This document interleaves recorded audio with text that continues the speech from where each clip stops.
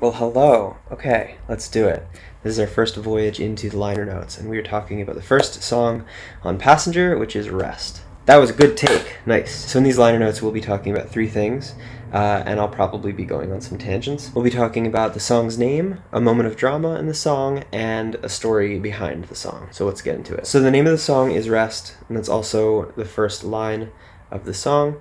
There's a long tradition in poetry to have the first line of poetry be the title of the piece of poetry. It's an eponymous poem. And I'd only ever done that one other time, and that was with the song Mosh. I did that because, or I should say I strayed from that because I wanted titles to mean something evocative and ambiguous and abstract and unique and weird.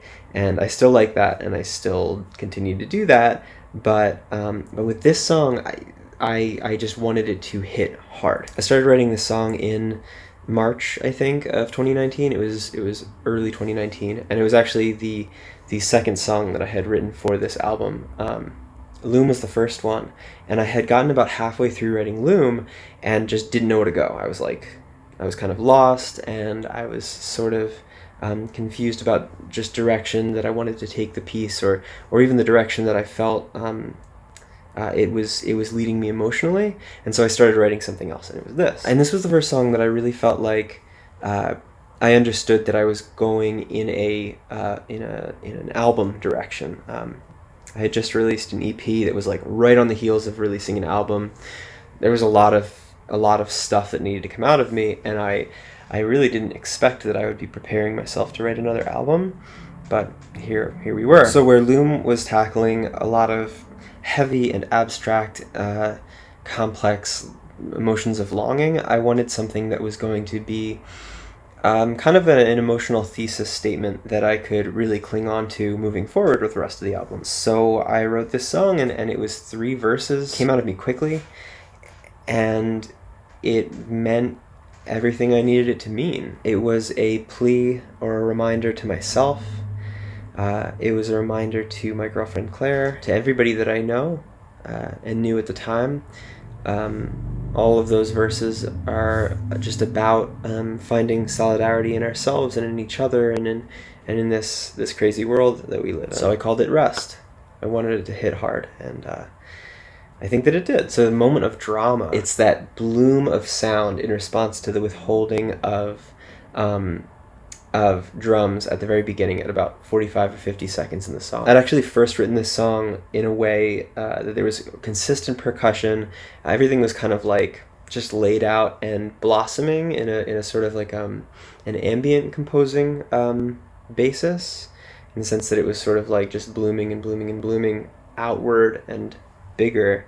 And it was in writing a revised version for myself, but also potentially as a song for my partnership with 277 Dance Project, which is a dance collective in New York City. I was trying to find a revised version of the song that might be more useful for them, and I started really just cutting away. I was just doing like subtractive composition. All this material that I had throughout the song, I was just like, I only need that for 1 bar. I only need that for 3 bars, and just pulling and pulling and pulling, and then kind of reconstituting.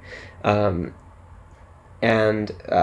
what I ended up with were these moments of drama that were very unexpected, because once I started pulling things and having like the drum line respond directly to where my voice was, your ear expects once there's a drum, there's going to be a drum. And so like having this one line of drum and it just disappears, and then this other line of something and it disappears. I think my favorite moment of drama in the song is right at the beginning there, when it starts to like be a song. It's no longer an intro to being a song, and you get this, you have these drums, and the drum drops out for a minute, and it's kind of like it really pulls you in emotionally, and then there's this blossom sound. Okay, so a story behind the lyric. There are actually 2 moments that I really like, and they play off of each other. I actually tend to really like all the lyrics in this, just because I focused so hard on making it such a restricted palette of words and of color in my words. So Velvet Nested Stars is the first one. That's you know, the idea that's like a stand-in for one's body. And I really liked that. It felt concise and abstract and really cool and interesting. And it provides context for the next line, which is borrowed glimpse of far-off lands. Borrowed glimpse is a pull from Take Back the Heart, which is a ballad in the 1800s. Claire had showed me that piece early on in our relationship, and we both really reveled in just how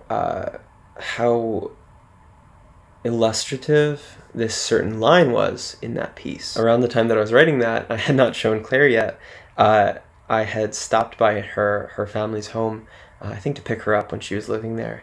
And I went to her music room, and I was sitting down at the piano to play something, and she had her journal open to, you know, a draft of a piece that she was writing, and she had scribbled in the corner, borrowed glimpse.